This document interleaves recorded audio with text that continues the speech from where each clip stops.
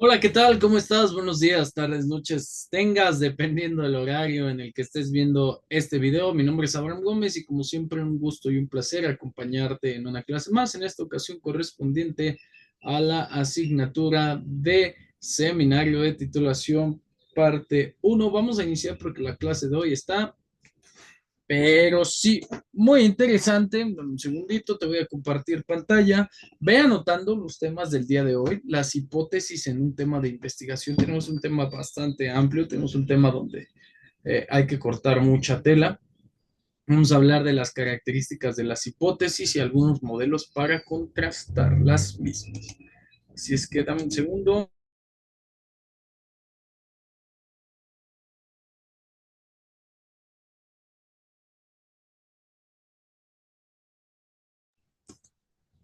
Ok, vamos a darle de lleno al tema del día de hoy.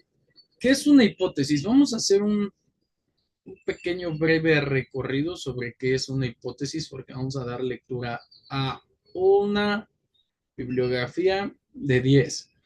Podemos entender una hipótesis como un enunciado que plantea una respuesta tentativa a nuestro tema o problema de investigación. ¿Ok? Repito, déjame, te voy subrayando aquí. Enunciado que plantea una respuesta tentativa al tema o el problema de investigación. Ok, esto es importante. La hipótesis solamente podrá ser rectificada, verificada o rechazada al final de nuestro trabajo. Las hipótesis están íntimamente ligadas al planteamiento del problema. De hecho, en clases pasadas hemos hablado sobre el planteamiento del problema, las preguntas de investigación, los objetivos y la hipótesis que casi se van trazando de la misma manera, ¿no? Entonces, en este sentido, pues la hipótesis también se formula en términos de cuestionamientos, se vislumbran o se proponen como una respuesta provisional que va a estar sujeta a lo largo de todo el proceso de investigación a la comprobación mediante la ejecución de la investigación. Al igual que en los objetivos, existe una hipótesis, perdón, general y varias hipótesis secundarias. ¿Ok? Porque pues no estamos hablando de un tema de investigación aislado. Recordar que cuando vimos el tema de las variables, pues también encontramos ahí diferentes situaciones que tienen mucho que ver con esta situación de que la investigación no es en una sola línea, sino que aborda diferentes perspectivas, ¿ok? Por más delimitada que esté. Ahora, por definición, de manera general, podemos encontrar que una hipótesis es una conjetura o suposición provisional. Esto te lo voy a anotar. Segundín. O suposición provisional sobre una posible relación entre variables. ¿Ok? Esto es importante. Posible relación entre variables formulada para ser demostrada o refutada. ¿Cuáles son las características de una hipótesis? Anótalas. Importantísimo, las hipótesis deben ser reales, que contengan elementos observables, medibles, que tengan una relación entre las variables clara, verosímil y concreta, es decir, que sean verdaderas, que no tengamos lugar o que no dejemos lugar a dudas para hablar sobre ellas, ¿no? Y concretas. No vamos a ahondar y ahondar y ahondar en información. Tenemos que ser precisos, ¿no? Sirven como guía en el proceso de investigación porque al mismo tiempo de ser una pregunta son un postulado. ¿A qué me refiero? Que al mismo tiempo que preguntan, responden. ¿Ok? Entonces, en algunas partes y en algunas áreas de la investigación nos estarán preguntando y en algunas otras áreas nos estarán respondiendo a la misma investigación. Todo va a depender del enfoque de la investigación y de las características de la misma. ¿Qué tipos de hipótesis existen? Anótele, pero anótele bien ahí, como diría de aquel lado, en el norte.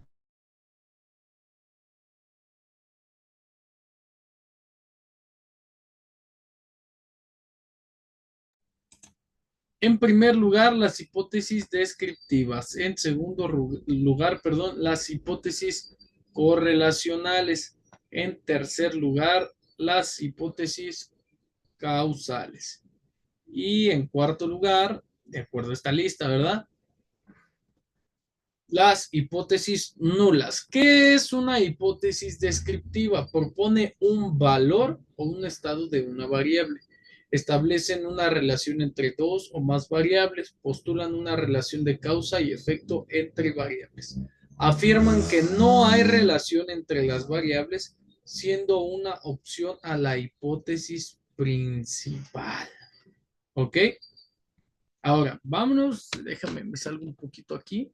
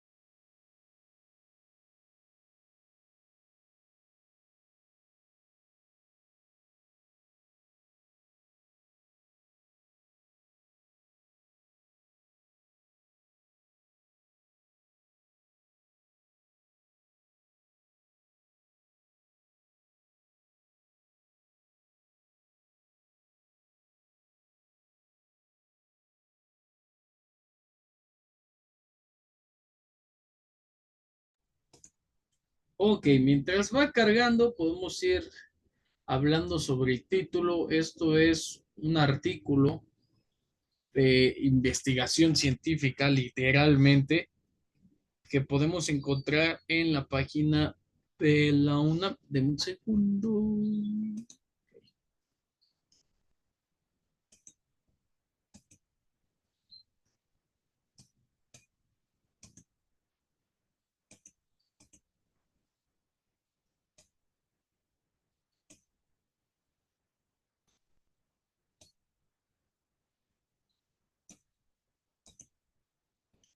Ok, hablamos de una guía para la investigación científica, hablamos del tema número 3. En nuestro caso hablamos del 3.4, las hipótesis, ¿no? Formulación de hipótesis, vele anotando características de las hipótesis. Si tú no sabes cómo redactar, pon mucha atención. Cuando se han delimitado o determinado los intereses de conocimiento del investigador y el objeto de investigación mediante los procedimientos del planteamiento del problema y del marco teórico, el investigador tiene que dar el paso a la formulación de las hipótesis. En ellas se retoman, perdón, en el fondo, los intereses de conocimiento generales, originales, perdón, tal como han sido depurados y precisados en las oraciones tópicas. Pues precisamente hablando de esto, las oraciones tópicas no son hipótesis ni pueden jugar el papel de estas. ¿Ok? Las hipótesis son enunciados en su propio derecho, con su propia forma sintáctica y capaces de ser contrastadas en la realidad. ¿A qué nos referimos? A que las hipótesis tienen una forma en particular de desarrollarse, de redactarse, mientras que las oraciones tópicas son pues, el tópico, lo generalizado, las ideas o las oraciones principales de un párrafo que se expresan dentro de un tema principal. Por ejemplo, violencia, inseguridad. Ok, el tema es violencia, la oración tópica es la inseguridad que se vive en el Estado de México. Ok, la idea central, las primeras oraciones dentro de un párrafo. La hipótesis sería la falta de estudios o la carencia de estudios de nivel medio superior o de nivel superior son un factor determinante para que la juventud decida delinquir en lugar de estudiar. Esa es la hipótesis. ¿Ok? La palabra hipótesis, no te recuerdo si lo vamos a preguntar. La palabra hipótesis es de origen griego, donde significa poner abajo. Ahí te lo dejo. Hipótesis de origen griego, donde significa poner abajo. Semejante a la acepción del término latín suppositio y del castellano suposición. Hoy día se entiende como una afirmación razonada objetivamente sobre la propiedad de algún fenómeno o sobre alguna relación funcional entre variables o eventos. Podríamos decir, bajo esta perspectiva, que la hipótesis sí puede ser una suposición, ¿ok? Pero no una suposición como un suponer, como un suponcio, como algo vago, por decirlo de alguna manera, sino una afirmación razonada. No estamos creyendo por creer, estamos estableciendo una respuesta con la intención de comprobarla, ¿ok? Partiendo de ahí, nuestro comportamiento práctico y los juicios que emitimos se basan en gran medida en suposiciones. Sin embargo, las suposiciones o conjeturas de la vida cotidiana muestran una serie de falacias que son incompatibles con la suposición científica y con el conocimiento objetivo, perdón. Falacias tales como generalizaciones indebidas, por ejemplo, las mujeres manejan mal, utilización de términos semánticamente ambiguos, es decir, muy grande, contradicciones lógicas y razonamientos que no son verificables de la realidad.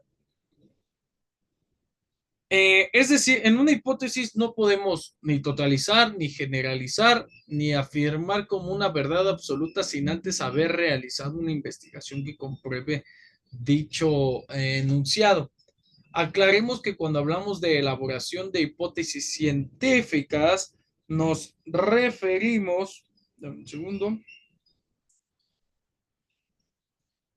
ok, nos referimos a las hipótesis en las ciencias empíricas o fácticas, ¿ok? En las ciencias exactas, vamos a llamar, cuyos objetos de investigación son fenómenos del universo real, ya sean de la naturaleza o de la sociedad. Aunque las suposiciones de las ciencias formales, vamos acá, aunque las suposiciones de las ciencias formales como la matemática y la lógica comparten algunos estándares con las ciencias empíricas, existen también algunas diferencias importantes, como prueba, error en lo referente, por ejemplo, las pruebas en lo referente al objeto de investigación y a la prueba de verdad de la hipótesis. Es para saber qué tanta certeza puede tener nuestra hipótesis y que no sea una oración tópica, ¿ok? No podemos así como que, pues esta es mi hipótesis, sí, pero ¿de dónde salió? ¿De dónde la sacaste? A través de una prueba de verdad de la hipótesis, ¿ok? Ah, mientras que la hipótesis de la ciencia empírica, o sea, no de lo experimental, sino de lo vivido, es una proposición aplicable a un determinado aspecto del universo natural o social. La hipótesis matemática o lógica es una proposición sobre las relaciones entre entidades abstractas o mentales, por ejemplo, números o símbolos lógicos o sus implicaciones. Es decir, mientras una describe, la otra comprueba. ¿Okay? Mientras una nos da contexto, la otra nos acerca más al conocimiento de la realidad. Por lo tanto, último párrafo, por lo tanto, la demostración de la falsedad o veracidad de ambos tipos de hipótesis es diferente por la naturaleza, pues sí, por la naturaleza de ambas. En la ciencia empírica, la hipótesis se considera comprobada.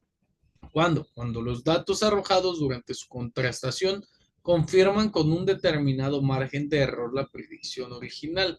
Es decir, no vamos a poder tener la certeza lo más cercana a la veracidad posible porque el sesgo y el rango de error es más amplio. Mientras tanto, podemos decir que se acerca a la predicción original. En el caso de la hipótesis de primer grado, la presencia o ausencia de un fenómeno o de una propiedad de este fenómeno como lo son las hipótesis funcionales.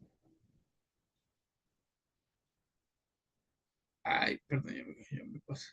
Como lo son las hipótesis funcionales, pues nos hablan de un determinado tipo de relación entre las variables del fenómeno de investigación. Ok. En las ciencias formales, la prueba de las hipótesis no se puede realizar sometiéndolas a la contrastación con la realidad mediante el experimento. Anótalo, esto es importante.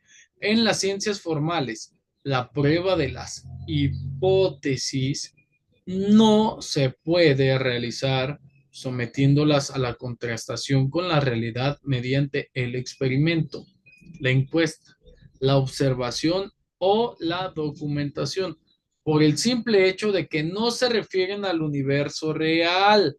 La prueba de verdad de una hipótesis formal se deduce en consecuencia a su consistencia frente al sistema abstracto, que puede ser lógico o matemático, a cualquiera de los que pertenezca, ¿no? Es necesaria una segunda aclaración en las composiciones condicionales o hipotéticas de la lógica, ¿ok? De la hipótesis lógica, que tiene la forma de si P, entonces Q, y donde P y Q son proposiciones cualesquiera, se llama a la primera componente P la hipótesis y a la segunda componente Q la tesis. En nuestro trabajo el término hipótesis se refiere a la composición condicional entera, es decir, si P, entonces Q, ¿ok? Que tienen una relación de causa y efecto. Volviendo a la discusión anterior, afirmamos que la formulación de la suposición o hipótesis de la ciencia empírica tiene que respetar ciertos estándares característicos establecidos por la ciencia moderna, entre las cuales mencionamos algunos básicos. Estos anótale, pero anótale bien. Uno, la hipótesis no debe contener palabras ambiguas, ¿ok? O palabras que no estén definidas. Ese es uno y el más importante.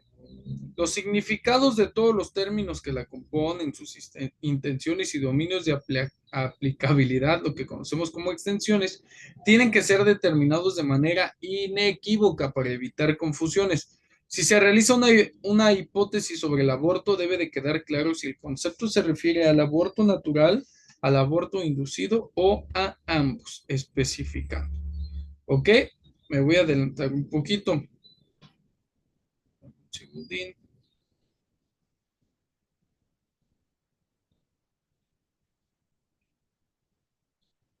Te voy a explicar, te voy a poner unos videitos para que todo esto sea un poquito más claro, más claro. No voy a borrar este.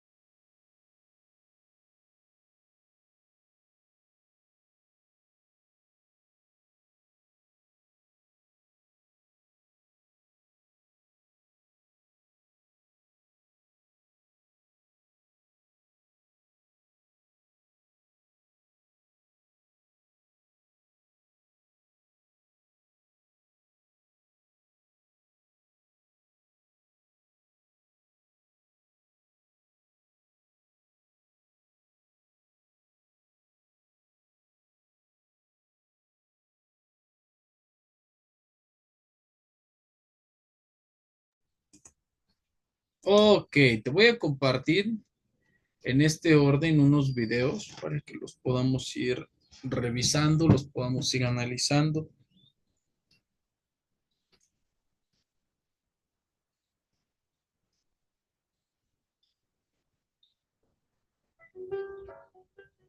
Hipótesis nula, hipótesis alternativa, hipótesis descriptiva.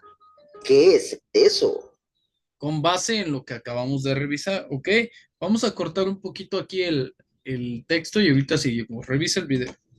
Si en tu trabajo de investigación escribiste algo como mi hipótesis es que los estudiantes sí aprenden, tienes que ver este video. Aquí te explico qué es una hipótesis, los tipos de hipótesis que existen y cuándo usarlos. Y todo esto con ejemplos fáciles y reales. Ok, aquí en una parte del texto dice, anótale, está en la hoja que estamos leyendo, la hoja número 1. Asimismo, la definición del concepto debe ser de tal manera que su comprensión sea posible de manera intersubjetiva. ¿A qué nos referimos? A que otros estudiosos lo entiendan de la misma manera en la que fue definido por nosotros. ¿Ok? Cuando la hipótesis contiene términos generales o abstractos, deben de ser operacionalizables. ¿Qué quiere decir esto? Que tienen que tener referentes o correspondencias empíricas. ¿A qué me refiero? A hechos, objetos, fenómenos reales que permitan someterlos a la contrastación empírica mediante uno de los 4 métodos de contrastación. Ok, vamos a verlos. ¿Qué es una hipótesis? Imagina que eres un detective. Frente a ti hay una escena misteriosa, un grupo de estudiantes. Algunos aprenden más rápido, otros no tanto. Entonces, haces una suposición lógica. Creo que los estudiantes que duermen mejor aprenden más. Esa suposición es tu hipótesis. Una hipótesis es una afirmación lógica y fundamentada que plantea una posible explicación sobre un fenómeno. Sirve como punto de partida en una investigación y debe ser comprobada o refutada con evidencia real. Es decir, no basta con suponerlo, necesitas comprobarlo. Así funciona la ciencia. Es como la linterna del investigador. Te guía para saber qué buscar y por qué. Sin hipótesis, estarías buscando a ciegas. Con una hipótesis, sabes exactamente qué estás investigando. Pero atención, no todas las linternas iluminan igual. Existen distintos tipos de hipótesis que pueden agruparse en dos categorías principales. Uno, según su nivel de análisis y dos, según su función estadística. A continuación, te explico cada una para que sepas cuándo y cómo usarlas. Tipos de hipótesis según su nivel de análisis. Aquí encontramos la hipótesis de investigación, también llamada hipótesis de trabajo. Es la idea principal que el investigador quiere comprobar. Funciona como una brújula que orienta todo el estudio. Según el enfoque del estudio, la hipótesis de investigación puede adoptar distintas formas: hipótesis descriptiva, hipótesis correlacional, hipótesis causal, hipótesis comparativa.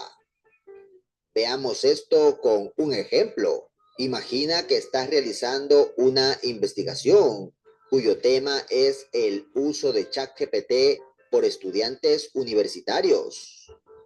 La hipótesis de investigación podría adoptar alguna de las siguientes 4 formas. 1. Hipótesis descriptiva. El 85% de los estudiantes universitarios ha usado ChatGPT para tareas académicas. Este tipo de hipótesis no compara, no busca causas, solo describe un hecho observable. 2. Hipótesis correlacional. 2. Voy a regresar un poquito porque va a ser algo de lo que vamos a utilizar nosotros. Repito aquí. Usarlas. Tipos de hipótesis según su nivel de análisis. Aquí encontramos la hipótesis de investigación, también llamada hipótesis de trabajo. Es la idea principal que el investigador quiere comprobar. Funciona como una brújula que orienta todo el estudio. Según el enfoque del estudio, la hipótesis de investigación puede adoptar distintas formas. Hipótesis descriptiva, hipótesis correlacional, hipótesis causal, hipótesis comparativa. Veamos esto con un ejemplo. Imagina que estás realizando una investigación cuyo tema es el uso de ChatGPT por estudiantes universitarios. La hipótesis de investigación podría adoptar alguna de las siguientes 4 formas. 1. Hipótesis descriptiva. Atento ahí. El 85% de los estudiantes universitarios ha usado ChatGPT para tareas académicas. Este tipo de hipótesis no compara, no busca causas, solo describe un hecho observable. El hecho es 2. el uso de ChatGPT, hipótesis correlacional. que es el que nosotros podemos Existe utilizar para sustentar nuestra investigación. Ahorita también te voy a dar un dato interesante, pero sigamos aquí. Entre el uso frecuente de ChatGPT y la motivación académica. En este caso, la hipótesis afirma que ambas variables están relacionadas, pero no dice cuál causa a cuál. Solo quiere saber si cambian juntas. 3. Hipótesis causal. El uso de ChatGPT mejora el rendimiento académico. Este tipo de hipótesis afirma que una variable influye directamente sobre la otra. Y 4. Hipótesis comparativa. Los estudiantes que usan ChatGPT obtienen mejores calificaciones que los que no lo usan. En este caso, la hipótesis compara 2 grupos en función de una condición específica, el uso de ChatGPT. ¿Ves la diferencia? Mismo tema, distintas miradas. Brooks. I'm writing a paper on them. Ahí nos vamos a This is the comer un last thing to comercial. stand between me. Ahora que ya conoces las formas que puede adoptar una hipótesis según su nivel de análisis, es momento de ver los tipos de hipótesis según la función estadística. Aquí entran en juego 2 grandes rivales, la hipótesis nula y la hipótesis alternativa. Estas hipótesis tienen una función clave: guiar el análisis estadístico. Nos ayudan a determinar si los resultados que obtuvimos son realmente significativos o si podrían haber ocurrido simplemente por azar. Revisemos cada una de ellas. La hipótesis nula es la que dice: aquí no pasa nada. Afirma que no hay relación ni efecto entre las variables. Es como decir, todo sigue igual que siempre. Por ejemplo, el uso de ChatGPT no afecta el rendimiento académico de los estudiantes universitarios.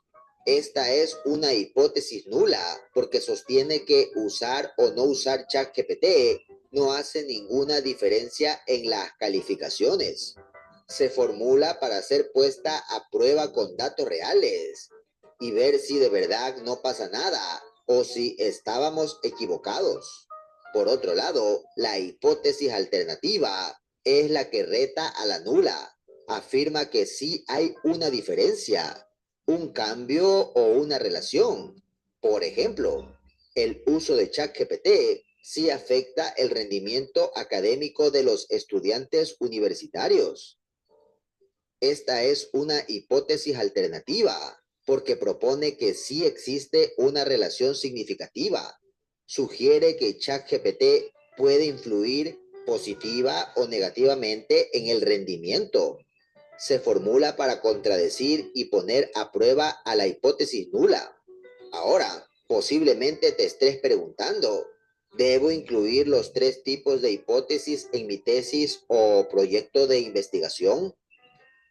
Cuando realizas un proyecto de investigación cuantitativo, es recomendable incluir los 3 tipos de hipótesis: la hipótesis de investigación, la hipótesis nula y la hipótesis alternativa.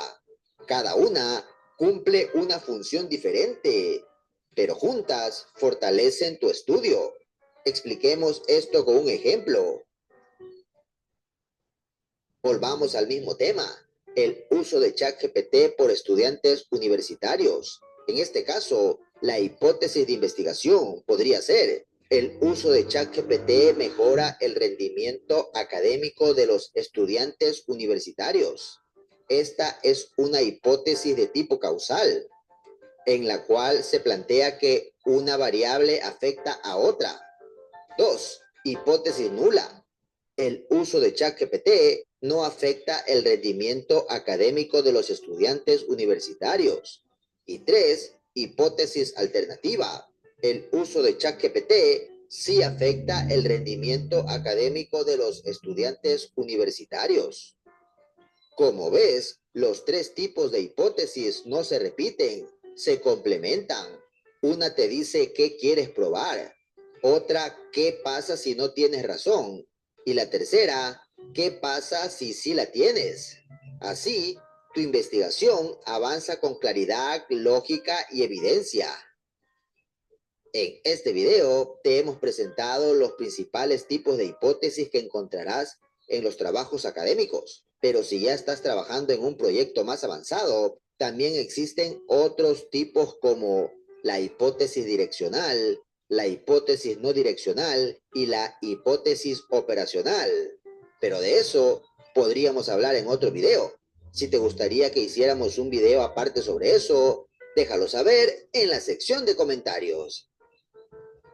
Te saluda en la locución José Luis López y en la edición del video Luis Enrique Tenemaya. Somos Teocon. Te enviamos un fuerte abrazo desde Ecuador. Ok, ya vimos los Hasta tipos la de próxima. hipótesis. Vamos a observar, anótale así. Anótale bien, como dijeron por ahí. ¿Cuáles son los 4 métodos para contrastar las hipótesis? Ok, tenemos métodos principales, tenemos métodos generales que tienen que ver con el estudio del método científico, literalmente. Métodos para contrastar hipótesis, porque ahorita vamos a ver uno. La observación, anótale, métodos para contrastar hipótesis, la observación, la experimentación, la documentación y el muestreo o las entrevistas. Vamos a ver tipos de hipótesis en la investigación científica. Hipótesis nula, hipótesis alternativa. Vamos a comenzar con los contrastes. Vamos a comenzar con los contrastes de hipótesis, pero antes de dar definiciones formales y explicar cómo se hace paso a paso, vamos a ver un ejemplo para que tengáis una idea de en qué consisten y cuándo se utilizan. Nos dicen lo siguiente: un fabricante de piezas para maquinaria industrial asegura que el valor promedio de la fuerza soportada por cada pieza es de 450 newtons. ¿Podemos rechazar esta afirmación? Bueno, vemos que partimos de una hipótesis, que es lo que nos ha dicho el fabricante, que el fabricante mantiene que el valor promedio, que la media, va a ser de 450. A esta hipótesis, que es la que queremos aceptar o rechazar, le vamos a llamar hipótesis nula, H sub 0. Y a la hipótesis contraria, que en este caso sería que la media sea distinta de 450, le vamos a llamar hipótesis alternativa y se pone H1. Si tus herramientas están desactualizadas, tus resultados también lo estarán. Con Monday.com todos están alineados en un solo lugar. Pues queremos decidir si damos esta hipótesis por buena o la damos por mala. ¿Cómo vamos a hacer eso? Pues para poder hacer eso necesitamos tomar valores reales. ¿Cómo? Tomando una muestra de todas las piezas fabricadas, vamos a tomar una muestra. ¿Y qué hago? Me pongo a romper tornillos, bueno, he dicho tornillos, no, he dicho piezas en general, pues lo que sea, tornillos, enganches, y veo qué fuerza soporta cada uno. Resulta que me sale un valor promedio, una media de 100 newtons. ¿Qué pasaría? Que la diferencia que hay entre el valor que da el fabricante y el que hemos obtenido realmente parece demasiado grande. Entonces, ¿qué? Rechazaremos la hipótesis, porque él nos dice 450, pero en la realidad nos está dando 100 newtons. La rechazamos. ¿Y qué pasa si hago un valor promedio y me sale 425 newtons? Aquí ya no estaría tan claro, porque la diferencia entre 450 y 425 no es tan grande. La aceptamos, la rechazamos. En el primer caso la diferencia era grande, lo teníamos claro. Aquí no tanto. Pues eso es lo que vamos a ver ahora. ¿Cómo vamos a realizar todos estos cálculos numéricamente para poder decidir formalmente si aceptamos o rechazamos la hipótesis? Entonces, ¿qué es el contraste de hipótesis? El contraste de hipótesis es un método estadístico que nos va a permitir aceptar o rechazar una determinada afirmación que realizamos, que es lo que hemos dicho que se llamaba hipótesis nula, ¿en función de qué? En función de los valores que hemos obtenido en la realidad. Entonces, ¿qué tenemos de momento? Una hipótesis inicial que llamamos hipótesis nula y se representa por H sub 0, que es la hipótesis que suponemos cierta de partida. Y otra hipótesis a la que llamamos hipótesis alternativa y se escribe H sub 1 normalmente, a veces ponen una pequeñita, que es la hipótesis que sustituirá a la hipótesis inicial en caso de que ésta sea rechazada. Muy importante, el objetivo del contraste de hipótesis no es decidir si H sub 0 es válida o la válida es H sub 1. Yo eso a lo mejor no puedo averiguarlo. Yo lo único que puedo afirmar es que si yo rechazo H sub 0, la probabilidad de que efectivamente H sub 0 sea errónea va a ser muy alta. Ahora, si no rechazo H sub 0, no puedo decir que la probabilidad de que sea falsa es muy alta. No, simplemente no he tenido datos suficientes para poder rechazarla. Así que esto es como un juicio. O sea, en un juicio, la hipótesis inicial, ¿qué es? Que alguien es inocente. Yo tengo que demostrar que alguien no es inocente para poder culparlo. La hipótesis alternativa es que no es inocente o que es culpable. Para yo poder dar por válido que alguien no es inocente, no vale con algo que dice, oye, tengo la ligera sospecha, culpable. No, para poder asegurar que alguien no es inocente, que es culpable, tengo que tener un porcentaje muy alto de seguridad de que no es inocente. Así que si yo rechazo H sub 0 en un juicio y decido que es culpable, será porque tengo muchas pruebas. Ahora, si no tengo suficientes pruebas, no estoy asegurando que es inocente de verdad. No estoy dando ya por válida H sub 0. Simplemente quiere decir eso, que no he tenido pruebas suficientes para poder rechazar esa hipótesis y lo tengo que dejar en libertad, pero nos podemos quedar con la duda. En el ejemplo que habíamos puesto de las piezas, H sub 0, ¿qué me decía el fabricante? Que el valor promedio era de la fuerza era de 450 newton. Así que la hipótesis alternativa era que el valor promedio es diferente de 450 newton. Si a partir de los valores numéricos obtengo pruebas suficientes para rechazar la hipótesis inicial, puedo estar tranquilo. ¿Por qué? Porque la probabilidad de que esté acertando va a ser muy alta. Pero si a partir de los valores no puedo rechazar H sub 0, tendré que dar por hecho que el fabricante está diciendo la verdad, pero no tendré la misma seguridad que cuando rechazo esa hipótesis. Solamente que no he podido demostrar que es falso, pues lo damos por verdadero, aunque tengamos nuestras dudas. Ahora vamos a ver qué errores podemos cometer utilizando el contraste de hipótesis. He preparado aquí una tabla y vamos a seguir utilizando el ejemplo que hemos visto de el juicio a una persona. Hipótesis nula, que el acusado es inocente. Hipótesis alternativa, que el acusado es culpable. Tenemos aquí en la tabla. Aceptamos la hipótesis nula y hay dos casos posibles, que la hipótesis sea verdadera o que la hipótesis sea falsa. Podemos rechazar la hipótesis nula y hay dos casos posibles, que la hipótesis sea verdadera o que la hipótesis nula sea falsa. ¿Cuándo nos estaremos equivocando? Primer caso, si yo rechazo h sub 0 y resulta que la hipótesis nula es verdadera, me estoy equivocando. Así que ese error sería un error de tipo 1. Error de tipo 1, rechazar la hipótesis y que sea cierta. O también me puedo equivocar si acepto la hipótesis nula y resulta que es falsa. Estaría aceptando algo falso. Ese sería el error de tipo 2. ¿Qué error nos preocupa más? Pues el error que más nos preocupa es el error de tipo 1. ¿Por qué? Porque el error de tipo 1 sería rechazar h sub 0, o sea, decir que alguien no es inocente, decir que alguien es culpable, cuando realmente es inocente. Eso es lo que queremos evitar en un juicio a toda costa.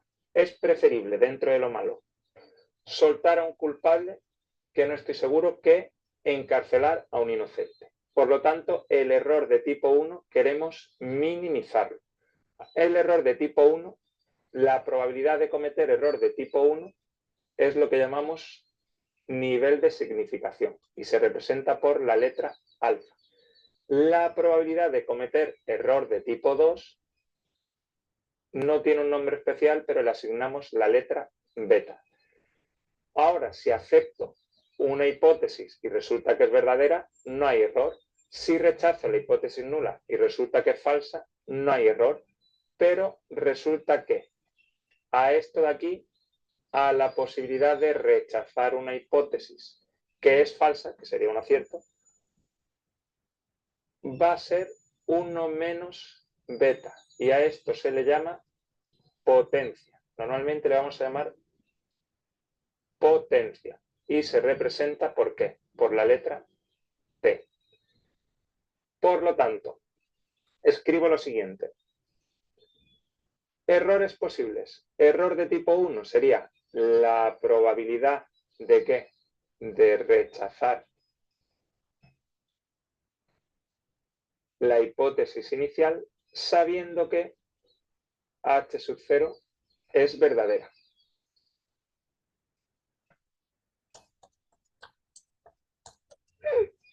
Comercialín. Esa sería la probabilidad de cometer error de tipo 1 y es el nivel de significación. Error de tipo 2. ¿Qué probabilidad tengo de cometer error de tipo 2? Es la probabilidad de ¿qué? De aceptar la hipótesis siendo falsa, cuando h sub 0 es falsa. Esa no tiene nombre especial, pero le asignamos la letra beta. ¿Y a qué hemos llamado potencia? Pues llamamos potencia a la probabilidad de que, como es esta casilla aquí, rechazar la hipótesis nula sabiendo que es falsa. Esto no sería un error, sería un acierto. Pues esto coincide con ¿quién? Con 1 menos beta y le ponemos la letra P de potencia. Nuestro objetivo es que la probabilidad de cometer error sea lo más pequeña posible. Lo ideal que sería que alfa fuese 0 y que beta fuese 0. Eso nos indicaría que no nos estamos equivocando nunca. Pero hay un problema. Si fijamos un tamaño de muestra, alfa y beta no son independientes. Y resulta que si consigo disminuir, si pongo un valor de alfa muy bajo, el valor de beta se hace más grande. O al contrario, si quiero bajar el valor de beta, resulta que el valor de alfa me saldrá más grande. No puedo bajar los dos a la vez para un determinado tamaño de muestra. La opción que es, cuanto más grande se haga la muestra, cuanto mayor sea su tamaño, más fiables son los datos. En ese caso sí que alfa sería más bajo, voy a borrar, alfa sería más bajo y beta también sería más bajo, pero tengo un problema, que no puedo decidir muchas veces el tamaño de la muestra. Tengo que poner un tope porque a lo mejor no tenemos medios o se encarece mucho el estudio si ponemos una n muy grande. Así que nos tenemos que adaptar a los medios que tenemos. Por lo tanto, minimizar las dos no es posible. Y como el error que más nos preocupa es el error de tipo 1, intentaremos que el error de tipo 1, la probabilidad de que suceda sea pequeña. Por lo tanto, lo frecuente es poner alfa ¿cuánto? Un 1%, que sería 0,01, o por ejemplo un 3%, o para cuestiones, por ejemplo, relacionadas con la biología, es muy común 0,05, lo que equivaldría a un error del 5%, pero no queremos que alfa sea muy grande. Si tenemos en cuenta la relación que hay entre alfa, beta y la potencia, que es 1 menos beta, ¿qué queremos? ¿Que la potencia sea muy grande o que sea muy chica? Pues depende. En el caso de que la hipótesis sea verdadera, si h sub 0 es verdadera, ¿qué pasa? Que el error que yo puedo cometer va a ser error de tipo 1. Para no cometer error de tipo 1, quiero que alfa sea muy pequeña para que esa probabilidad disminuya. Si alfa se hace pequeña, beta como se hace más grande. Y como la potencia es 1 menos beta, cuanto más grande se haga beta, más se acercará la potencia a 0. Por lo tanto, para minimizar la posibilidad de error, me interesa que la potencia se acerque aquí, a 0. Sin embargo, si la hipótesis es falsa, si h sub 0, la hipótesis nula, es falsa, el error que podemos cometer es de tipo 2. Si yo quiero que la probabilidad o la posibilidad de cometer error de tipo 2 sea muy pequeña, nos interesa que beta sea pequeña. Como la potencia es 1 menos beta, cuanto más pequeña se haga beta, más se acercará la potencia a 1. Por lo tanto, cuando la hipótesis nula sea falsa, no os interesa que la potencia se acerque ¿a qué? A 1. Por último, vamos a ver qué pasos tenemos que seguir para realizar un contraste de hipótesis. Primer paso, identificar el parámetro que vamos a estudiar. Tenemos que decidir si vamos a estudiar algo referente a la media, a la desviación típica, a la varianza, a la proporción. Una vez que hemos decidido el parámetro que vamos a estudiar, tenemos que especificar la hipótesis nula, que es h sub 0, y la hipótesis alternativa, que es h sub 1. Referente a esto, por ejemplo, vamos a estudiar la media. La hipótesis nula podría ser que la media vale 5. O podría poner también que la media es menor o igual que 5. O podría poner que la media es mayor o igual que 5. Pues si yo digo que el parámetro es igual a un valor concreto, se dice que el contraste es bilateral. Ahora, en estos dos casos, cuando yo digo que la media es menor o igual que algo o mayor o igual que algo, se dice que el contraste es unilateral. En los siguientes vídeos, cuando termine de comentar todo esto, ¿qué haremos? Estudiar con más detenimiento el contraste bilateral y el contraste unilateral. Tercer paso, una vez que ya tengo las hipótesis, tenemos que fijar un valor para el nivel de significación alfa. Recordamos que cuanto más pequeño sea el nivel de significación, menor será la probabilidad de cometer error de tipo 1. 4. Obtener el valor del estadístico para la muestra elegida. Dependiendo de que estemos estudiando la media, la desviación típica o la varianza o la proporción, obtendremos un valor relacionado con la muestra que es el estadístico, que es el que nos va a permitir saber si rechazamos o aceptamos la hipótesis. Paso 5. Determinar la región de aceptación y la región de rechazo. La región de aceptación es un intervalo y la región de rechazo será otro intervalo u otros intervalos. ¿Qué pasa? Que una vez que hemos determinado el valor estadístico, si ese valor se encuentra en la región de rechazo, rechazaremos la hipótesis nula y tendremos una certeza bastante grande de que esa hipótesis no es correcta. Sin embargo, si el valor del estadístico cae dentro del intervalo de la región de aceptación, ¿qué pasa? Que no podremos rechazar la hipótesis nula. Aceptarlo no quiere decir que tengamos muy claro que sea cierto, simplemente que no podemos afirmar que es falso. Insisto mucho en esto. Siguiente paso. Decidir si rechazamos o no rechazamos la hipótesis nula. Bueno, pues eso es lo que acabo de explicar en realidad. Una vez que he definido la región, según que caiga dentro de la región de rechazo o dentro de la región de aceptación, rechazaremos o no rechazaremos la hipótesis nula. Y por último, tendremos que interpretar los resultados obtenidos de cara al ejemplo concreto que estamos realizando. Siguientes vídeos, pues vamos a ver con detenimiento en qué consiste un contraste bilateral y en qué consiste y cómo se realiza un contraste unilateral.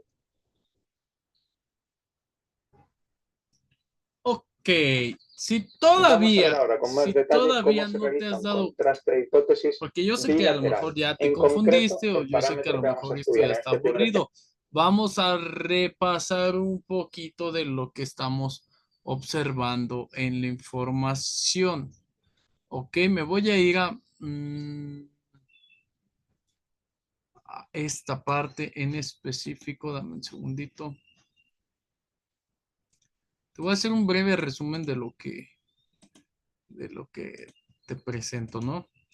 Ya vimos en cuanto a, si bien es cierto que los valores de la hipótesis no deben de estar dentro de la hipótesis, o sea, por ejemplo, que pongamos 9 de cada 10 personas que utilizan ChatGPT salen mejor en sus calificaciones, ¿ok? Esa no es la idea, ¿ok? Si bien es cierto que dependiendo, como veíamos al principio de esta clase, que dependiendo del tipo de hipótesis que elijamos para nuestro tema de investigación, es la manera en la que lo vamos a contrastar. He de decirte que las formas más fáciles y más sugerentes son las que ya te había mencionado. Te las repito. Los métodos para la contrastación de las hipótesis son los siguientes. Número 1, la observación. Número 2, el experimento. Número 3, la documentación. Y número 4, el muestreo y la entrevista. ¿En qué consiste la contrastación de la hipótesis? Bueno, es la actividad, el hecho por el cual vamos a comprobar, rechazar o refutar nuestra hipótesis. ¿Ok? Pues observando si, experimentando, sí, documentando, sí, comprobando a través de, pues de presencia o de ausencia, sí.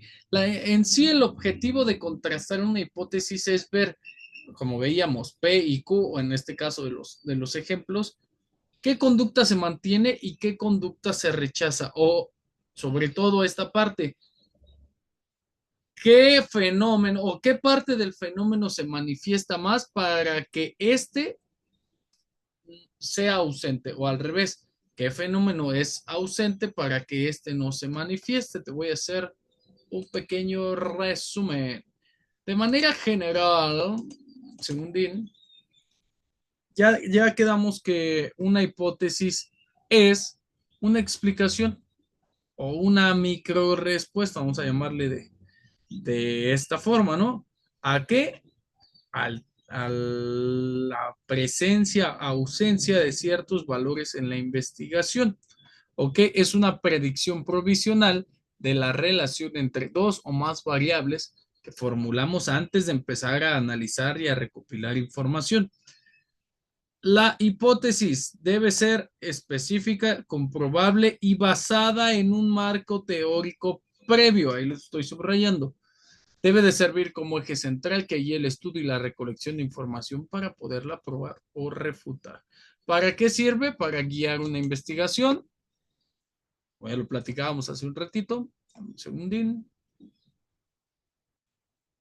También nos sirve para delimitar el problema, comprobar o refutar la misma hipótesis, y tiene como características que ésta sea comprobable, es decir, que sea puesta a prueba mediante la recolección de datos y análisis.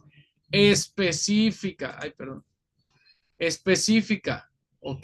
Que sepamos cuál es el fenómeno que vamos a explicar y la relación que tiene entre las variables, que no es lo mismo. Debe de estar basada en evidencia previa a través de las teorías previas, es decir, a través del marco teórico. Debe ser redactada como una afirmación, ¿ok? Para que podamos comprobarla.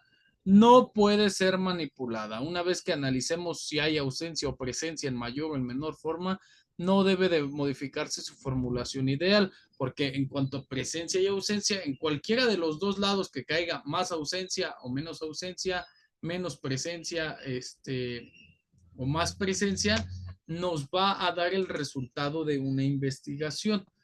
¿En qué tipos de estudios no se usa una hipótesis? ¿Ok? Los estudios analíticos e intervencionales necesitan, es decir, si se utiliza una hipótesis explícita como la que acabamos de ver en este video para poder establecer relaciones causales y probarlas de manera estadística. ¿Qué estudios no requieren una hipótesis? Los estudios descriptivos, exploratorios, cualitativos, aquellos que están centrados en recolectar información cuando hay poca evidencia previa. No necesitan una hipótesis formal, son generadores de hipótesis. ¿Ok? Con esto te voy a dejar más tranquilo, te voy a dejar como siempre las referencias para que puedas observarlas más tarde. Ha sido un gusto y un placer acompañarte el día de hoy. Mi nombre es Abraham Gómez. Yo te dejo y nos vemos ahorita en la clase en vivo.